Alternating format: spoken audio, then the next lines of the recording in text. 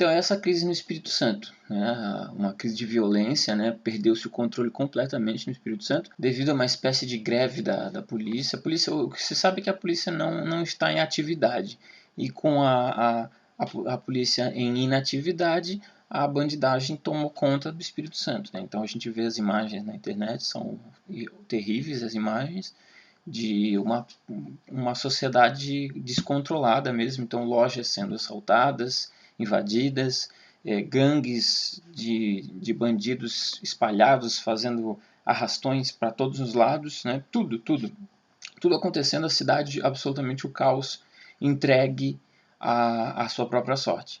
Então é hora da gente analisar um pouquinho essa questão e para entender o que está acontecendo, por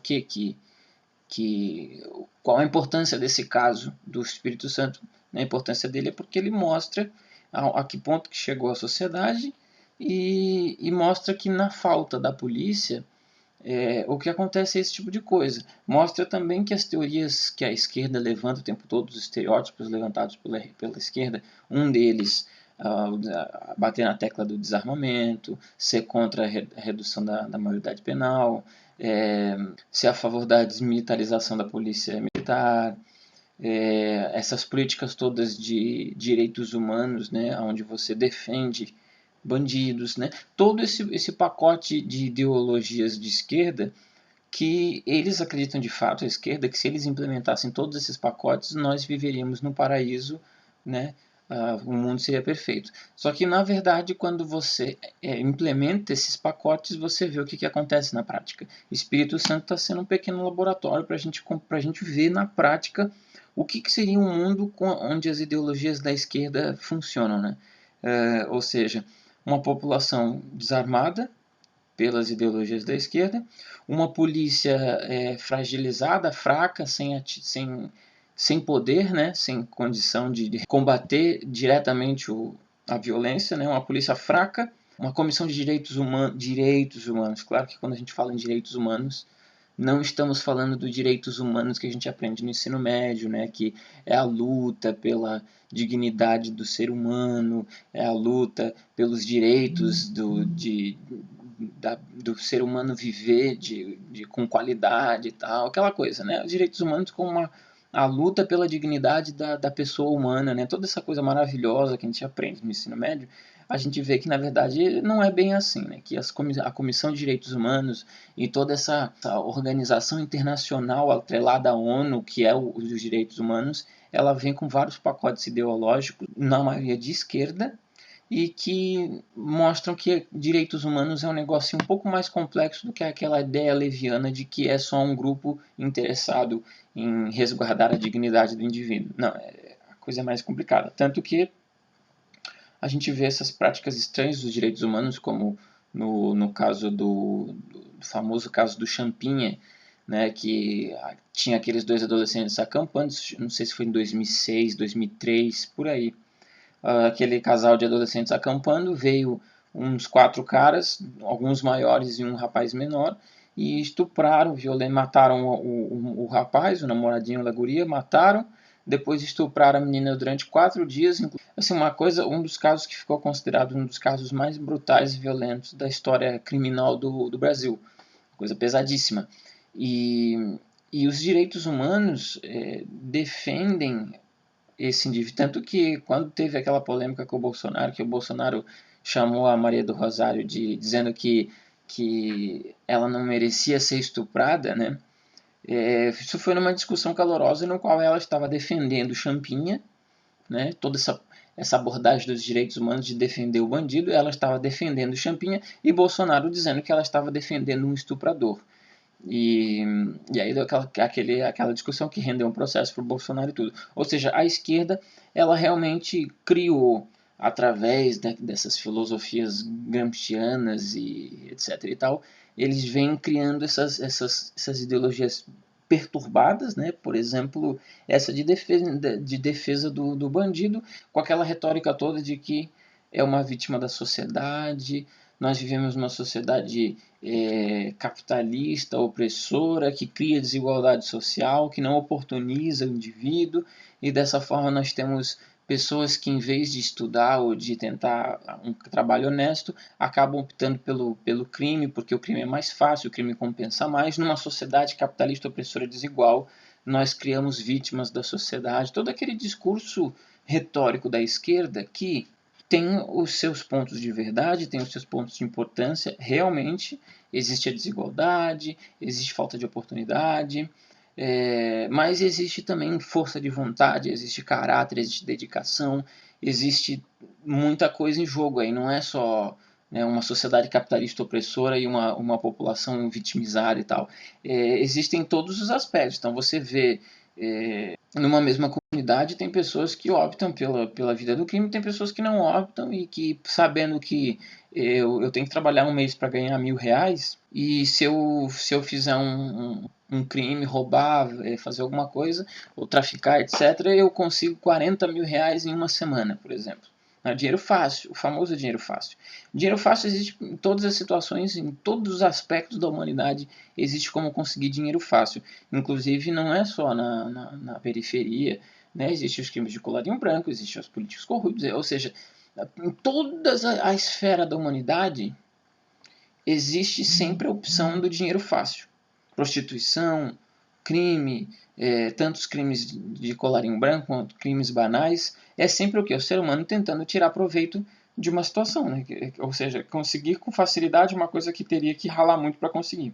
Tem um outro caso também, eu não me lembro exatamente qual é o caso, mas que o rapaz também matou, estuprou, sei lá o que, e até hoje se encontra em liberdade, né? Então existe até uma filmagem amadora, né, escondida, onde mostra esse assassino, que parece que estuprou e matou uma menina de 14 anos, e aparece ele sentado numa sala junto com uma comissão dos direitos humanos, onde a comissão dos direitos humanos dá aguinha para ele, dá balinha, auxilia ele, dá dicas de como que ele tem que fazer para se safar de tudo. Ou seja, como que pode, né, um rapaz que estuprou e matou uma menina de 14 anos e que é tratado como uma vítima pela Comissão de Direitos Humanos? Ou seja, ele recebe, o cara estuprou, vamos repetir, hein? Porque parece que essa é a parte que se esquece, né? Ele estuprou e matou uma menina de 14 anos. E ele recebe água e balinha e dicas de como proceder para ficar livre. Dicas que a Comissão de Direitos Humanos dá para ele nesse vídeo aqui.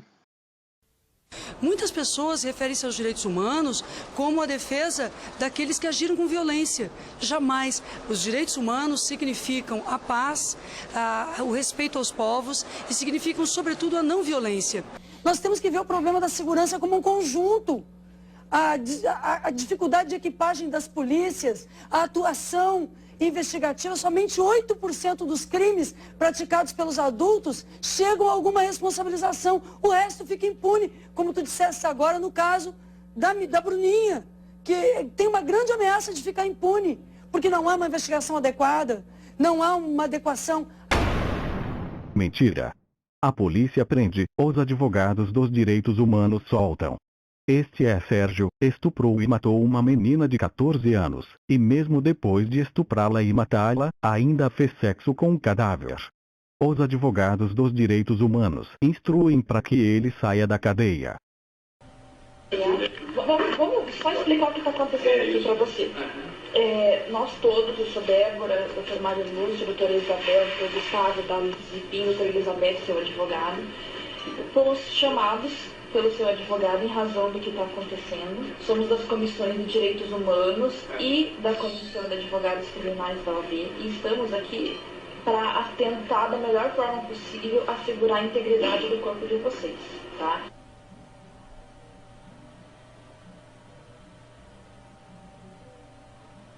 A cabeça do cara, né, cara? Você tem alguma passagem, algum antecedente? Não, senhor. Tá.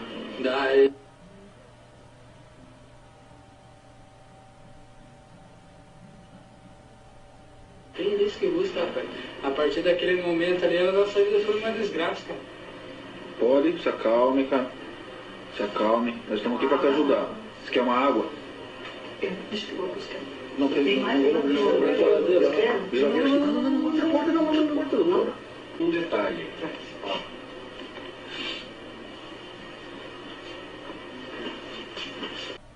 Ainda tem um negócio ruim quando lembro. mato, né? É tipo, eu peguei e fui indo, sabe? Algemado. Hã? Algemado. Sim, tava algemado. Ainda apertado. Só nos pés que não, pra andar ou os pés também? Não, daí eles pegaram e tipo, meio que tiraram do pé, não sabe?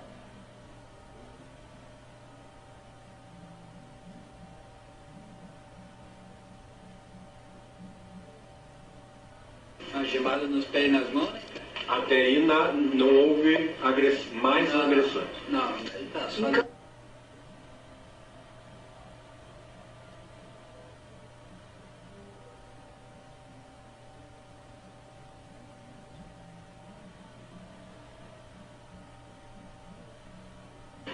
Sérgio, daqui para frente, o teu advogado é o teu braço direito. Sim. Certo? Você não vai falar absolutamente nada na frente de ninguém sem estar na presença do seu advogado. Certo? Veio a cópia aqui, veio o GAECO, veio qualquer pessoa. Promotor, sou promotor. Certo? Vamos conversar aqui. Você fala, Mas não vai rimar. quero o meu advogado, senão não conversa.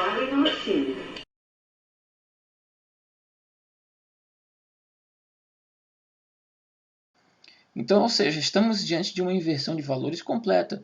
Não sei, parece que essas pessoas da Comissão de Direitos Humanos, elas estão tão tomadas por essas ideologias de esquerda que elas realmente acreditam no que estão fazendo. Acreditam que aquele rapaz é uma vítima da sociedade e que se ele estuprou e matou uma menina de 14 anos é porque é resultado de uma sociedade capitalista, opressora, etc. e tal. E não culpa dele próprio em função da sua atitude, né? Não, a culpa é da sociedade. Então chega a esse ponto, é isso que eu digo. É claro que existem as vítimas da sociedade, o mundo não é perfeito, existe miséria, isso existe em todos os lugares do mundo, em todos os sistemas, inclusive nos sistemas comunistas, a coisa é muito pior, muito. Mas isso existe em todo lugar. O bandido ele tá para ser preso na delegacia e vão entrevistar o rapaz. E ele diz, não tem problema, porque daqui a 2 anos eu tô solto, daqui a 1 ano, 2 anos eu tô solto, talvez eu nem vá preso, os direitos humanos vai me tirar. Os próprios bandidos já sabem que o sistema é fraco, né? Então ele pode assaltar, traficar, matar, estuprar, que ele vai preso 1 ano, 2 anos, 3 anos, e já volta à sociedade, aí comete mais delitos, aí vai preso mais 1 aninho, depois volta. E nessa aí os direitos humanos sempre ajudando, sempre dando força, ganha balinha, ganha aguinha. Então eles não existe, a impunidade é absoluta, né? Eles sabem que não vão sair impunes. A culpa é da vítima. Essa foi a desculpa deste assaltante preso por ter baleado uma jovem de 30 anos. Para começo, não era dela. Todo mundo aí escuta de delegado, de polícia, não reaja. Mas a pessoa tenta dar uma de valente, né? Ele também disse que a culpa é do sistema. Rafael garante que virou bandido porque não teve uma oportunidade. Você fica sem um emprego, aí você começa a procurar, você larga currículo ali, currículo aqui, ninguém te chama, ninguém te abre uma porta. Aí você pensa, vou ganhar um dinheiro fácil. Aí cada um vai para a tua área, eu prefiro roubar, eu prefiro assaltar, eu prefiro fazer carro, eu prefiro fazer moto. O criminoso foi reconhecido com a ajuda desta imagem da câmera de segurança. A vendedora estava do outro lado do balcão quando ele pediu o celular e, mesmo assim, atirou a queima-roupa. Ele assume o que faz e mata no peito, que realmente atirou na vítima por ela não ter acreditado que se tratava de um roubo. Mesmo assim, o ladrão topetudo não se arrepende do crime que cometeu e garante que só queria presentear a família. Se eu fiz isso, eu tenho que me arrepender do que eu não faço. O que eu faço está feito e pronto. Covarde. O sujeito faz a opção pelo crime e não assume a responsabilidade pela sua decisão.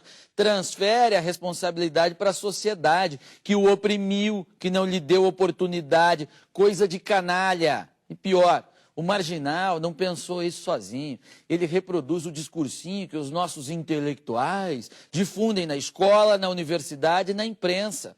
Essa gente conseguiu dar ao bandido uma justificativa moral para o crime. Tanto que o criminoso ainda culpa a vítima. temos que reagir em todas as frentes, pois não existe bandido vítima da sociedade. Existe sim sociedade vítima de bandido e, às vezes, vítima também de intelectuais. Então, esse é o cenário que a gente tem hoje, né? A gente tem uma sociedade passiva, fraca, desarmada, à mercê de um pacote de ideologias de esquerda que, de forma hipócrita, alimentam coisas horríveis, de forma hipócrita mesmo, porque, por exemplo, os grupos feministas que são de esquerda lutam contra a cultura do estupro, mais um estereótipo criado pela esquerda, né? Lutam pelo direito da mulher e contra a agressão à mulher e tal, tanto que tem a Lei Maria do Rosário e tudo. Mas ao mesmo tempo que lutam contra, a esquerda luta contra o estupro, a esquerda investe um monte de pacotes ideológicos que aumentam a violência, que aumentam o estupro, que aumentam tudo isso. Ou seja, se a gente aplicasse os pacotes de segurança pública que a esquerda acredita que sejam os melhores, nós teríamos um Espírito Santo no Brasil todo. O Brasil todo entraria em causa total. E nós veríamos mais homicídios, mais mortes, mais estupros, mais tudo. O caos total. Então, como é que eles defendem as mulheres contra a agressão, sendo que eles mesmos é que investem nessa agressão, né? Então a gente vê o depoimento do policial que já não aguenta mais, não sabe mais o que fazer por causa dessas políticas todas dos direitos humanos. O Fabiano, o que chama a atenção nessas ocorrências todas é o trabalho incansável das guarnições de todas as polícias na nossa cidade, Polícia Rodoviária Federal, Polícia Militar e a Polícia Civil, mas que todo o trabalho realizado resulta na recuperação da arma, mas infelizmente pode ter sido mais uma vez enxugado gelo, visto que algumas situações têm incomodado não só a sociedade, como também a polícia. Poxa, na verdade nós estamos no trabalho, mas eu trabalho de nada, que o nosso trabalho agora não está servindo absolutamente de nada. Então a gente faz essa correria toda aí, infelizmente, porque a gente também não pode cruzar os braços, não pode entregar de mão beijada, mas infelizmente, agora aqui na nossa cidade estamos sendo regidos pela audiência de custódia. Quem tiver interesse pode pesquisar lá, é a resolução 203 do CNJ, Conselho Nacional de Justiça, e lá tá explicando certinho como acontece. Então nesse caso, eu não sei nem dizer pelo fato de ser menor, você já não vai sair. Mas se nós tivermos apresentado aqui um maior, por crimes, né, de maior potencial, seja roubo, estupro, homicídio, ele tem por obrigação, o Estado tem por obrigação de apresentar esse indivíduo em 24 horas, ele tem que ser levado à frente da autoridade judiciária, que é o juiz, na presença do promotor, um advogado particular. Se ele não puder, o Estado tem que constituir um advogado para ele. Essa audiência, ela é unicamente e exclusiva, eu repito, é unicamente exclusiva, para saber como foi a abordagem policial. Como foi desde o momento da abordagem. Então, o que se é debatido ali não é o que ele fez, os danos que ele causou, o crime que ele fez. É como foi a abordagem policial. Como o policial militar o abordou, como foi, para onde ele foi levado, se ele sofreu alguma agressão, se ele foi algemado, se porventura estiver tudo belezinha, como foi aqui na Polícia Civil, se foi feito exame, se foi bem tratado. Essa é a questão. Inclusive, nessa audiência é orientado que ele nem esteja algemado. É algo assim que para nós, policiais militares da rua, que estamos aí, como vocês têm sempre acompanhado, estamos aí diuturnamente, né?